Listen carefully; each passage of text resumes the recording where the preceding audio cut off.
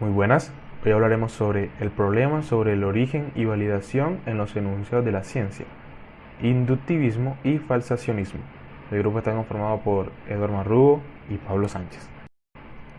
Comenzaremos con una breve definición de qué es la inducción. Bueno, se puede definir la inducción como un razonamiento que consiste en establecer una conclusión general a partir de la observación de hechos. ¿Esto qué quiere decir? Que podemos decir que son razonamientos de tipo ilustrados que proceden desde un número finito de hechos específicos hasta una conclusión general. Esto se llama razonamiento inductivo o bien dicho, inducción. Podemos ver un pequeño ejemplo aquí. Un hecho, un evento, en mi apartamento hace calor, en el apartamento de mi vecino hace calor. En una conclusión sería hace calor en todo el edificio en el que vivo. Este sería una sencilla aplicación del razonamiento inductivo. Por medio de hechos o eventos se puede llegar a una conclusión general. Dicha conclusión puede ser verdadera, pero puede carecer de lógica, y esto lo hablaremos más adelante. Ahora cambiaremos el contexto y vamos a verlo de esta manera. Viéndolo desde otra perspectiva, cuando estas son aplicadas al conocimiento científico, ¿son verídicas y lógicas estas conclusiones? ¿El conocimiento científico puede derivarse a partir de hechos? Para poder responder estas preguntas, tenemos que ver qué significa el concepto derivar. El conocimiento científico no puede partir de hechos si derivar se define como deducir lógicamente. ¿Por qué? Si no existe una manera lógica de garantizar una contradicción a un enunciado verdadero, este no puede ser lógico. Ahora, ¿por qué no puede ser lógico? Viéndolo desde este ejemplo, el que vimos hace un rato, en que en mi apartamento hace calor, en el apartamento de mi vecino hace calor, por lo tanto, hace calor en todo el edificio en el que vivo. Esto puede ser una premisa verdadera, pero no puede ser lógica por el motivo en que estoy afirmando, estoy generalizando que en todo el edificio en el que vivo hace calor. Puede ser una premisa verdadera, pero no puede ser lógica, porque al yo decir eso, estoy diciendo que en ningún edificio, en ningún apartamento del edificio puede hacer frío, o una contradicción a que haga calor. Ahora, ¿cómo construir un argumento inductivo o un buen argumento inductivo? Para que el conocimiento científico pueda derivarse de hechos, este concepto derivar debe comprenderse en un sentido inductivo. Porque en un sentido inductivo y no en un sentido lógico, como habíamos visto aquí, en un sentido lógico sería de una forma deductiva. Y para poder decir que el conocimiento científico se deriva de conceptos, necesitamos que este razonamiento sea inductivo, que con la experiencia y los experimentos observables se pueda llegar a una conclusión, más no por medio de un razonamiento deductivo que simplemente por lógica llega a una conclusión sin siquiera haber hecho un experimento observable, sino que por medio de leyes generales se puede llegar a una conclusión. Ahora, ¿cómo se puede armar un argumento inductivo? Primero, el número de enunciados observables que constituye la base de una generalización debe ser grande, o sea, que el número de experimentos que se realizan para poder llegar a una conclusión debe ser grande. No basta con revisar, por ejemplo, en este ejemplo, no pasa con revisar 1, 2 apartamentos, sino revisar 4, 5, 6, 7 y demás apartamentos de los cuales sea necesario. Segundo, las observaciones se deben repetir en una amplia variedad de condiciones. ¿Cómo así? En el ejemplo que vimos, en cada uno de los apartamentos debe tener las mismas condiciones en que el primer apartamento, que el segundo apartamento que se revisó. Por ejemplo, se entró a una misma hora, se entró vestido de tal forma, se entró cuando los vecinos estaban, cuando no estaban. Debe tener una amplia cantidad de condiciones. Tercero, ningún resultado observable aceptado debe entrar en contradicción con la ley universal derivada. ¿Cómo así? Si estoy haciendo un argumento inductivo para llegar a una conclusión, en el momento que una conclusión, por lo menos una conclusión, sea diferente a las que ya se abordaron, este argumento inductivo ya no es válido, porque un experimento observable ha fallado. Ahora, estos puntos se pueden aclarar muy bien con un ejemplo de parte del filósofo, matemático, lógico y escritor británico Bertrand Russell, que responde muy bien a la pregunta: ¿el conocimiento científico puede derivarse a partir de hechos y son verídicas y lógicas estas conclusiones? Pues les diré un ejemplo adelante de este filósofo matemático. Él cuenta que un pavo descubrió en su primera mañana en la granja que le daban comida todos los días a las 9. Por lo tanto, después de repetir varias veces el experimento diariamente, el pavo creyó que se podía seguramente sacar la conclusión: siempre como a las 9 de la mañana me dan alimento. Pero resulta que se demostró de una manera indudable que esta conclusión era falsa, porque en la víspera de Navidad, en vez de darle comida al pavo, le cortaron el cuello para comérselo. El razonamiento del pavo lo condujo desde un número de observaciones verdaderas a una conclusión falsa, lo que indica claramente la invalidez del razonamiento desde el punto de vista lógico. Por eso, el razonamiento inductivo no puede deducirse lógicamente, tiene que ser por medio de un sentido inductivo, por medio de una cantidad de observaciones grandes para poder llegar a una conclusión general, para repetir todas estas con las mismas condiciones y que ninguno de estos resultados sea contradictorio a los ya vistos. Esto puede presentar una serie de problemas al realizar este número de observaciones, ya que nos podemos hacer la pregunta: ¿cuánto es ese número tan grande de observaciones que se pueden realizar? Deben ser 10, 100, 10.000. A veces puede ser muy capcioso, puede ser muy cansón, a veces puede ser imposible realizar cierta cantidad de observaciones para generalizar una conclusión de un experimento que se está haciendo. Por esto, el razonamiento inductivo no llega a una respuesta, en la mayoría de los casos, 100% verdadera y 100% lógica. Tiene ciertos problemas, también con el punto 1 y con el punto 2. Las observaciones se deben repetir en una amplia variedad de condiciones.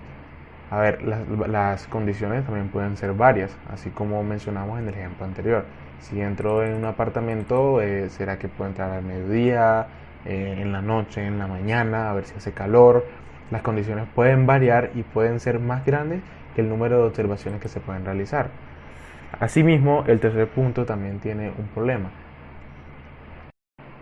El problema que se hace en el punto 3 es que al momento, si no se conoce ninguna excepción, este punto puede ser muy discutido, porque debe existir alguna excepción, o puede haber alguna excepción que no sea verdadera. En caso tal de que exista, se puede deducir tanto lógicamente, inductivamente, una teoría a un razonamiento que se está haciendo. El razonamiento inductivo presenta otros problemas, los cuales son el conocimiento científico contemporáneo, debido a que este parte de hechos inobservables para tener una conclusión en el mundo observable. Y ahora, toda generalización que parte de hechos de un mundo observable no puede ofrecer otra cosa que generalizaciones que parten de hechos del mundo observable.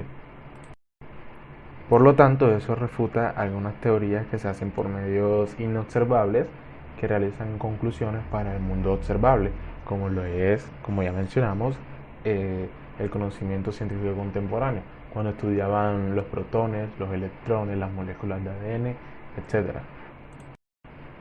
También el punto 2 tiene sus argumentos, las leyes exactas que se formulan matemáticamente, ya que estas son matemáticas muy exactas, pero a pesar de eso cuentan con un margen de error estimado. Entonces, en comparación con las leyes, en comparación con el razonamiento inductivo, estos no intentan encontrar un margen de error, sino que en la mayoría de los casos den una conclusión exacta para poder realizar una generalización. Ahora, en este sentido, es difícil entender cómo se podría justificar una ley exacta sobre base de evidencias inexactas. La ley general pues, hace afirmaciones acerca de un número finito de casos posibles, pero si se pueden ir, no se van más allá y por eso crean un margen de error estimado. Ahora está el otro punto que es la inducción cuando se justifica a sí misma. Y ahora fue un economista, económico e historiador escocés, David Hume, que llegó a una conclusión sobre este punto, o más bien intentó llegar a una conclusión. Bueno, dice que la opinión en discusión tiene solamente dos opciones, o bien es una justificación recurriendo a la lógica, o una bien a la experiencia. Y como estamos hablando de razonamiento inductivo, la primera opción no nos sirve de una manera lógica, de una manera deductiva. Tendría que ser por medio de una inferencia inductiva.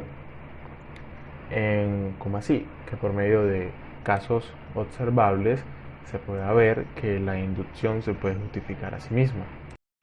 Podemos realizar un claro ejemplo de esto, y el ejemplo sería el siguiente, como que el principio de la inducción funciona en la primera ocasión, funciona en la segunda, en la tercera. Por conclusión, tenemos que el principio de inducción funciona siempre. Ahora, aquí se refiere a un enunciado general que afirma la validez de este principio de la inducción.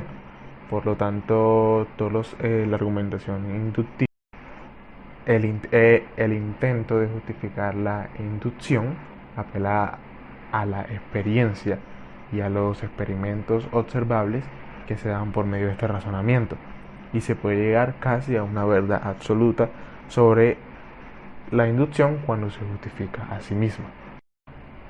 Ahora, para terminar, podemos decir que para un inductivista la fuente de la verdad no es la lógica, sino la experiencia. Por lo tanto, podemos crear un ciclo que sería hechos adquiridos por medio de observaciones, experiencias que se hayan vivido. Uno lo lleva a un razonamiento inductivo. Para esto crea leyes, teorías, se crea un conocimiento científico y se puede deducir una predicción o una explicación. De esto trataría el razonamiento inductivo en general. ¿Cuáles son las ventajas de esta inducción? Pues simple y llanamente, al realizar un número grande de experimentos sin llegar teniendo una contradicción, se puede llegar a una verdad casi que absoluta. Por eso hay enunciados observacionales, universales y singulares. Los observacionales tales como leyes científicas generales, universales como leyes de la gravedad, leyes naturales como la de la gravedad, y singulares como lo son los experimentos observables, como los ejemplos que vimos ahorita de los apartamentos donde hace calor. Si realizo este apartamento muchas veces, tal vez en una ciudad donde haya calor, probablemente la verdad sea casi que absoluta. Entonces, esta sería la conclusión. Ahora iremos a otro tema, la falsación, así que el falsacionismo, así que los dejo con mi compañero Pablo.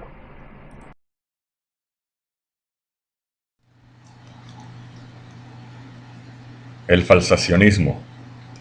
El falsacionismo, defendido arduamente por Karl Popper, se nos presenta como una alternativa al inductivismo. Popper recelaba de las teorías freudianas y marxistas, ya que según él, éstas no podían nunca equivocarse, ya que eran lo suficientemente flexibles para acomodar y hacer compatible con ellas cualquier ejemplo de conducta humana o cambio histórico. Por consiguiente, no podían de hecho explicar nada, porque no eran capaces de excluir nada. En otras palabras, no eran falsables. Según los falsacionistas, las teorías deben construirse como suposiciones especulativas y provisionales, en respuesta a problemas con que se han tropezado teorías anteriores. Una vez propuestas, las teorías deben ser comprobadas implacablemente y en caso de no superar estas pruebas, deben ser descartadas sin contemplaciones y reemplazadas por una nueva conjetura especulativa. Para el falsacionista, la ciencia es ensayo y error, y una teoría jamás será verdadera, sino simplemente mejor que las teorías anteriores que han sido descartadas. El falsacionista explota al máximo la cuestión lógica de que un enunciado singular adecuado basta para deducir la falsedad de un enunciado universal. Aquí tenemos el ejemplo de la premisa: en el lugar X y en el momento T se observó un cuervo que no era negro, con la conclusión de no todos los cuervos son negros. O en otras palabras, una premisa singular de que se ha visto un cuervo de color distinto del negro en cierto lugar y a cierta hora es suficiente para negar o falsar la afirmación universal de que todos los cuervos son negros.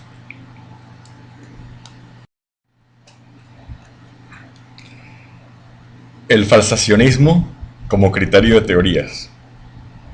Para el falsacionismo, el requisito principal que debe cumplir una hipótesis o teoría para que ésta sea considerada como científica es que ésta sea falsable. La teoría perfecta del falsacionista sería aquella que se prueba como verdadera una y otra vez a pesar de ser falsable. Nótese que el que una afirmación sea falsable no significa que no sea verdadera. En resumen, una hipótesis es falsable si existe un enunciado observacional o un conjunto de enunciados observacionales lógicamente posibles que sean incompatibles con ella. Esto es, que en caso de ser establecidos como verdaderos, falsarían la hipótesis. Si un enunciado no es falsable, entonces el mundo puede tener cualquier propiedad y comportarse de cualquier manera sin entrar en conflicto con el enunciado. En otras palabras, una afirmación que no sea falsable no nos dice nada acerca del mundo. Solo las teorías falsables nos proporcionan información. Aquí tenemos ejemplos de afirmaciones falsables. La primera: los miércoles nunca llueve. Es falsable porque solo se tiene que dar el caso de que llueva un miércoles para que la afirmación quede falsada. La segunda: todas las sustancias se dilatan al ser calentadas. De nuevo, con que se presente un caso de que existe una sustancia que no se dilate al ser calentada, ya queda falsada la afirmación. Tercero, los objetos pesados, como por ejemplo un ladrillo, caen directamente hacia abajo al ser arrojados cerca de la superficie de la Tierra si no hay algo que lo impida. Es falsable porque solo se tiene que presentar el caso de que al soltar un ladrillo cerca de la Tierra, este no caiga hacia abajo, sino hacia arriba. Esto obviamente nunca se ha visto en la realidad, pero desde el punto de vista puramente lógico no presenta ninguna contradicción, lo cual lo hace admisible para que la afirmación sea falsable. El punto cuarto: un rayo de luz se refleja en un espejo plano, el ángulo de incidencia es igual al ángulo de reflexión. Con que se presente un caso de que se refleje un haz de luz y el ángulo de incidencia sea distinto al ángulo de reflexión, bastaría para falsar la afirmación. Nótese que las afirmaciones 3 y 4 son verdaderas a pesar de ser falsables, lo cual es lo que el falsacionismo busca en una hipótesis científica. Aquí tenemos ejemplos de afirmaciones que no son falsables. La primera: o llueve o no llueve. No es falsable porque siempre va a ser verdadera, llueva o no llueva. La segunda: todos los puntos de un círculo euclidio equidistan del centro. No es falsable porque si existiera un punto que no equidistara del centro, entonces ya no sería un círculo euclidio, iría en contra de la definición. Un ejemplo de esto sería, todas las personas solteras no están casadas. No es falsable, porque si se muestra una persona que está casada, no sería soltera, no entraría dentro de la definición de lo que es ser soltero. Y la tercera, es posible tener suerte en la especulación deportiva. Esta es la típica afirmación de un horóscopo o de un adivino, que es una afirmación extremadamente ambigua y vaga, que puede ser cierta en cualquier número de casos. No importa lo que suceda en la realidad, la afirmación siempre se puede adaptar a lo que se dé en la realidad, y por lo tanto nunca podría ser falsable.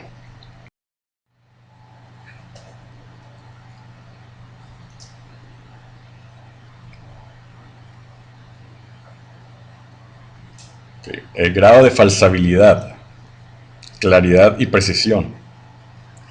Para el falsacionista, mientras más falsable sea una teoría, mejor será esta. Una teoría muy buena será aquella que haga afirmaciones de muy amplio alcance acerca del mundo y que en consecuencia sea sumamente falsable y resista la falsación todas las veces que se la someta a prueba. A todos los eventos que podrían falsar una afirmación se los conoce como falsadores potenciales. Una afirmación que tenga más falsadores potenciales será más falsable. Para el falsacionista, la empresa científica consiste en proponer hipótesis sumamente falsables, seguidas de intentos deliberados y tenaces de falsarlas. Solo sobrevivirán las teorías capaces de resistir estos intentos de falsación. Las demás serán rechazadas tajantemente. Una afirmación altamente falsable también será sumamente clara y precisa. Las afirmaciones vagas o ambiguas son muy difíciles de falsar, ya que siempre podrán ser interpretadas como se quiera para adaptarlas al resultado de cualquier prueba o experimento. Aquí tenemos un ejemplo de grado de falsabilidad. Por ejemplo, Marte se mueve en una elipse alrededor del Sol y todos los planetas se mueven en elipses alrededor del Sol. La segunda afirmación es más falsable que la primera, porque si por ejemplo vemos que Júpiter no se mueve en una elipse alrededor del Sol, esto bastaría para falsar B, pero no falsaría A. Y lo mismo sucedería con cualquier otro planeta. Mientras tanto, si Júpiter no se mueve en una elipse, esto no la falsaría. Lo único que la falsaría sería que Marte no se moviera en una elipse. Y este caso también falsaría B. O en otras palabras, la afirmación B tiene más falsadores potenciales que A. Por lo tanto es más falsable. Luego un ejemplo de precisión. Los planetas se mueven en elipses alrededor del Sol. Y los planetas se mueven en rizos cerrados alrededor del Sol. A es más precisa que B, porque se requiere que sea una elipse, mientras que B puede ser una elipse o puede ser un óvalo o puede ser cualquier circunferencia cerrada. Entonces, para el falsacionismo, los planetas se mueven en elipses sería una hipótesis preferible, porque es más precisa.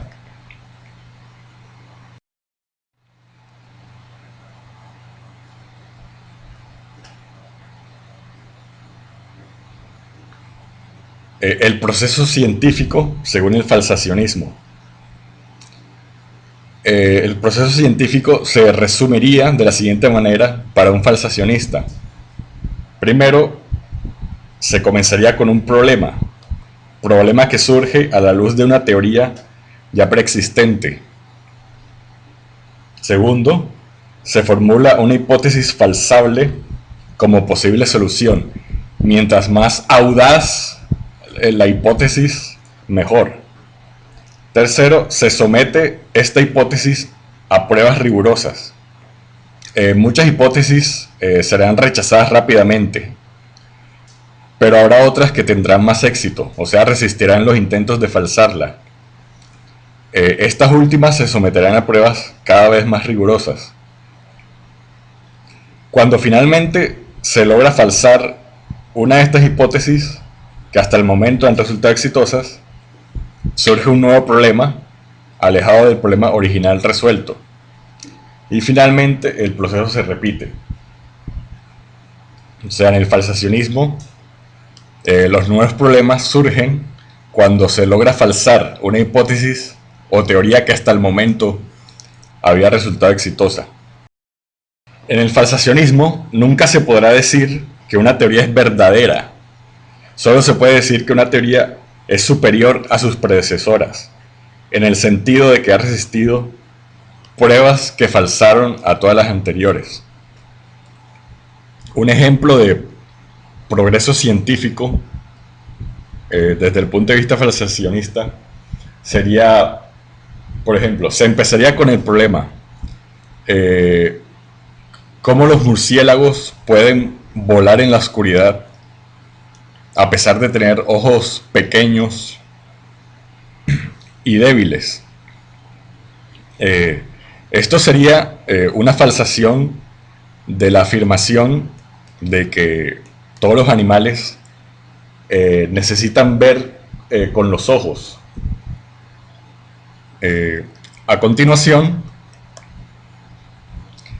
se formularía una hipótesis como solución a este problema. La hipótesis podría ser los ojos de los murciélagos tienen un mecanismo distinto que les permite ver en la oscuridad. Para probar esta hipótesis o falsarla, se le vendarían ojos a los murciélagos y se los dejaría volar para ver si son capaces de esquivar obstáculos. Al soltar murciélagos con ojos vendados, estos esquivarían los obstáculos sin ningún problema, lo cual falsaría esta primera hipótesis. A continuación se tendría que formular otra hipótesis aún más audaz, y esta sería: los murciélagos de alguna forma usan sus oídos para navegar al volar. Sería la prueba que consistiría en hacer volar murciélagos con los oídos tapados. Y al ver que estos ya se empiezan a estrellar contra los obstáculos, se consideraría esta afirmación o hipótesis como más exitosa que la anterior. A continuación seguirían más pruebas más rigurosas para refinar aún más las nuevas hipótesis, como por ejemplo taparle la boca a los murciélagos, lo cual probaría que estos necesitan de los chillidos que rebotan en los obstáculos para poder navegar, y así sucesivamente hasta que vayan sobreviviendo las hipótesis que resistan más intentos de falsarlas. Ahora, una pequeña comparación entre las concepciones inductivista y falsacionista de la confirmación. En el inductivismo, la importancia de los casos confirmadores de una teoría está determinada exclusivamente por la relación lógica existente entre los enunciados observacionales que son confirmados y la teoría que estos apoyan. El contexto histórico en el que obtiene la evidencia no tiene importancia. Los casos confirmadores lo son si proporcionan apoyo inductivo a una teoría, y cuanto mayor sea el número de casos confirmadores, mayor será el apoyo a la teoría y más probable será que sea verdadera. O sea, en el inductivismo no importa el contexto histórico en que se obtenga una observación que confirme una teoría. Basta con que la teoría apoye tenga una relación lógica con la teoría preexistente. Por ejemplo, para el inductivismo, las observaciones de Newton sobre los planetas serían tan importantes como una observación moderna de los planetas con un telescopio. Ambas confirman la teoría de la gravitación. En contraposición, en la concepción falsacionista, la importancia de las confirmaciones depende muchísimo de su contexto histórico. Una confirmación conferirá un alto grado de valor a una teoría si esta confirmación fue el resultado de la comprobación de una predicción nueva. Una confirmación será importante si se estima que es improbable que suceda a la luz del conocimiento básico de la época. Las confirmaciones que son conclusiones conocidas de antemano son insignificantes. O sea, para el falsacionismo, las confirmaciones relevantes son las que logran poner en duda teorías ya establecidas y aceptadas de antemano. Confirmaciones de teorías ya establecidas no tienen ninguna importancia porque no empujan la ciencia hacia adelante, por decirlo de alguna manera. Por ejemplo, que se vean el movimiento de los planetas no tendría ninguna importancia para el falsacionismo en lo que respecta a la teoría de la gravitación, porque eso ya es una teoría establecida y probada. Pero si, por ejemplo, se confirmara que la temperatura de los planetas de alguna manera influencia en su gravitación, esto sí sería importantísimo para la concepción falsacionista, ya que está falsando una teoría ya aceptada desde hace mucho.